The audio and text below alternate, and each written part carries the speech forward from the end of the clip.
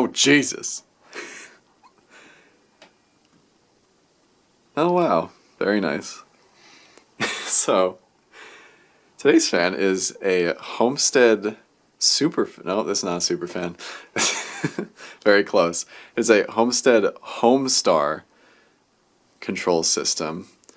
Model name is the Geneva on this one. Considering that the other video of us first getting this probably won't be posted by the time you see it, this is a Chocolate Factory special. Matt and I both got one of these, both new in box, and the only thing that was missing from it is glass, so there's currently a set of Casablanca floral glass on it, which I think looks really nice. Matt parted out a Casablanca Panama with this glass. Yeah, that one's not going to get a video since it's parted out, so that one I found, it was on Marketplace on the curb for free, so I was happy to pick that up and get all the parts from it. Got the Homestead sticker that wraps around the switch housing, which is pretty neat. That's honestly awesome. I like that better than Casablanca's tags. Yeah, that's really cool. This is part of my bedroom display. You want to show the box? Yep. Let me turn the light on. There is the box. So 3 boxes. Yeah, it came in 3 separate ones because this is the motor box. It has the very cool old Macintosh computer on one side.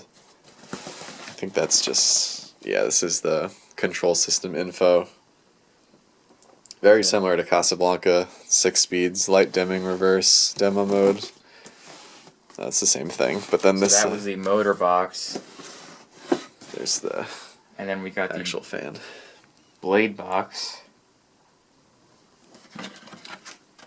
Nothing's in there now. Yeah. And then this is the light kit box, which got a bit crushed, unfortunately, but... It actually came with all 4 light bulbs, but one of the light bulbs got smashed. But yeah. Interesting that white is considered an other finish. I guess these are most common in antique brass or polished brass. And I have no idea what LO4 or LO5 light kits are. Maybe those are just regular 4 and 5 lights instead of the... LOC4 is what's X'd here in the box. So yeah. I guess that's what this is. My guess is that the C stands for close. And it's like a close mount. It's not like arms or anything? Or... Yeah, this one would be similar to Casablanca's K4, and this is a K4S. That's just my guess anyways. I'm not too familiar. It might say so in a catalog.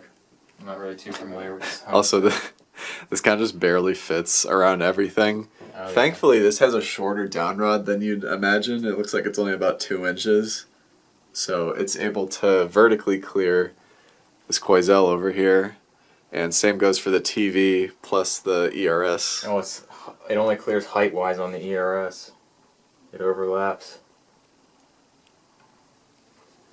But very nice to have a... Oh my god, a 5th fan in this room. And Oh, and the door, yeah. crazy. Look how close that is. It's like 3 or 4 inches. Then the controls on the wall. Oh yeah, we got the control over here. I kind of just hillbilly this on here. It does look quite a bit different from Casablanca's control, though. There we go. Let me reach back here and... See, when you start it up, the lights flash and it makes a beep, I guess, I'm going to do demo mode. to let you know it works.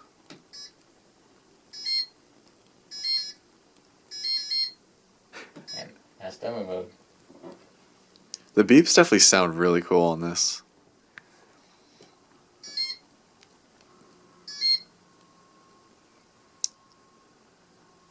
The current theory is that, actually, do you want to turn off the other lights while it does this? Sure. Current theory is that these didn't sell as well as Intelitouch fans from Casablanca, and also... They have a ridiculous failure rate. Apparently, yeah. The failure rate's bad, and also they used Oh, actually, no, because this is a contrast made fan, I believe. It is. So the flywheel situation is fine. I mean, this one has been sitting in the box for like 40 years and it still works, so. Maybe not 40, but close to it, anyways. I was thinking of when, of Homestead Superfans, which had a really bad problem with flywheels past, I think, maybe the first year that they were introduced. But yeah.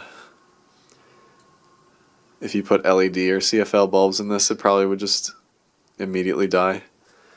Yeah, it's got very sensitive electronics. One thing that's interesting, though, is that the light dimming is very fast compared to Intelitouch. Like, look at that. Just like fades out. Yeah. Even if you hold down the button regularly, it still does it really fast.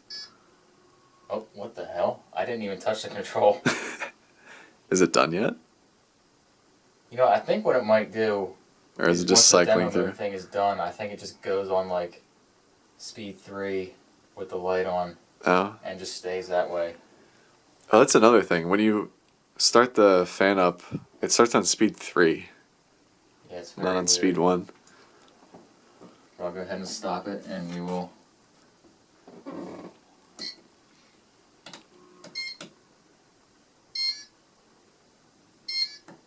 Alright, so this is speed 1. Yeah, look at how fast that is. It's pretty awesome.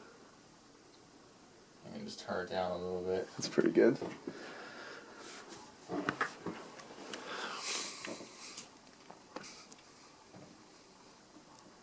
I've never seen one of these in person before, but I can think of at least one house listing in New Jersey that had, I think, 3 of these fans installed. I believe it was 2 antique brass ones with lights and then 1 white one with no light. We like to bet they didn't work either. Well, I mean, you think they would have been replaced if they didn't work, but... Speed 2. I guess you're going to be the true test of how long these last if this stays up in your room. Who knows? I mean, honestly, you might end up like... you'll probably end up moving before this thing breaks just because... I imagine these lasted at least like 10 years. Yeah, I don't really know. Anything less than 10 would be like abysmal, but... Like, I don't really know what specific part of it fails. I'm sure it could be any amount of things, considering there's multiple failure points on like Intelitouch. As far as I know, the wall controls are pretty reliable. It's just weird though because you hardly ever see these. There's speed 3. Post interruption. I don't know if what I said is going to make it in, but the one that I have that's identical and still in its box, I'm not sure if it's ever going to leave its box. Maybe one of these days. I need a good place to install it if that were the case.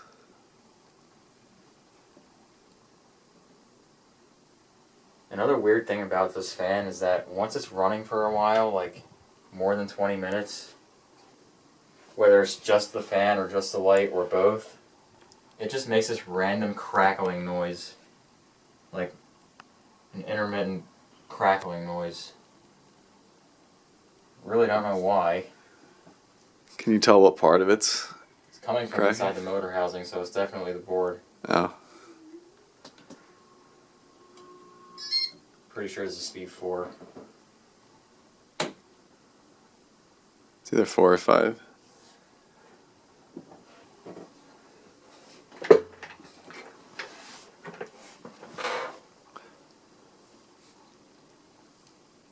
Homestead had some really weird, like, rare models that I don't think people, not people, but just like most collectors are even aware of yet.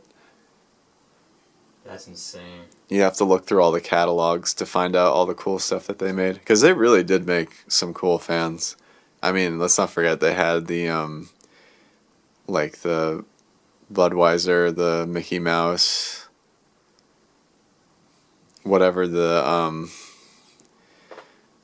I forget. I don't remember what the model name was, but that really like weird looking super fan that had clear blades and was like all black and white. Contemporary, I think that's what it was called.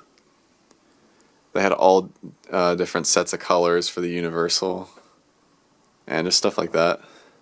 I would love to find some of that stuff.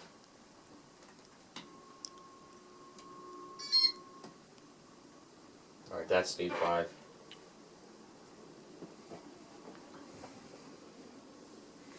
I don't even really know where Homestead stuff was was sold that much, other than California, where they were based out of.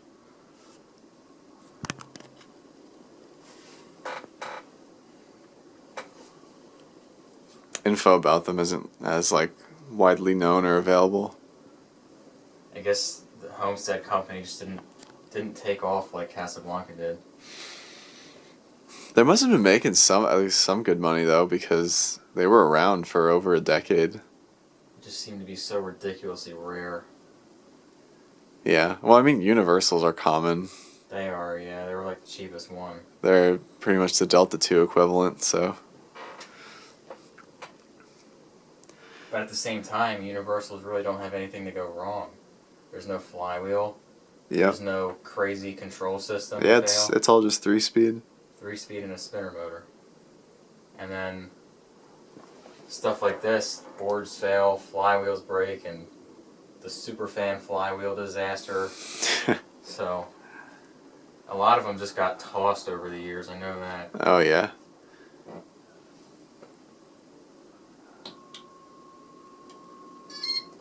And that is speed 6.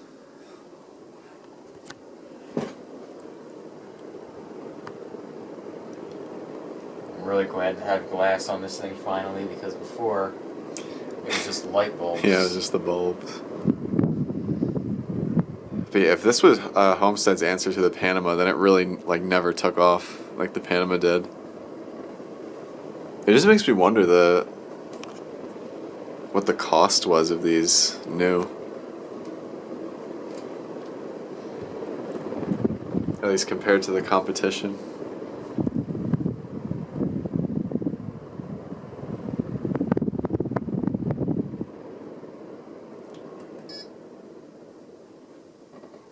Another kind of weird thing is that to turn the light off, you have to press the button twice to turn it off like regularly, like fast.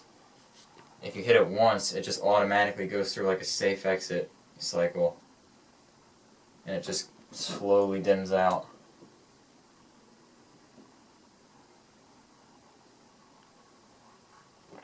And of course it's brand new, so the bearings are going to be quite long. Quite long of a spin down time, I mean. So this one starts on speed 3, but I'm pretty sure using the program button, you can have it start however you want. I think that's Oh, that's how that interesting. works. I forgot it had a program button, to be honest. I'm pretty sure that's how it works though, but I could be mistaken. I've actually tried to mess around with that, but I couldn't seem to get it to work.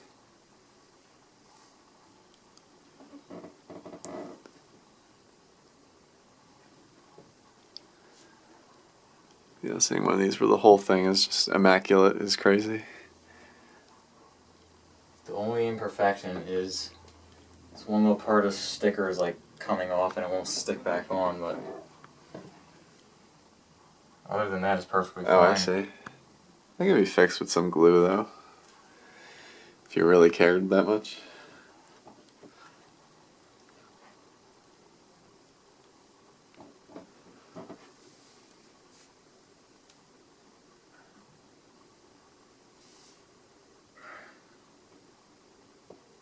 So close. And there you go. Homestead Geneva Homestar. Thanks for watching.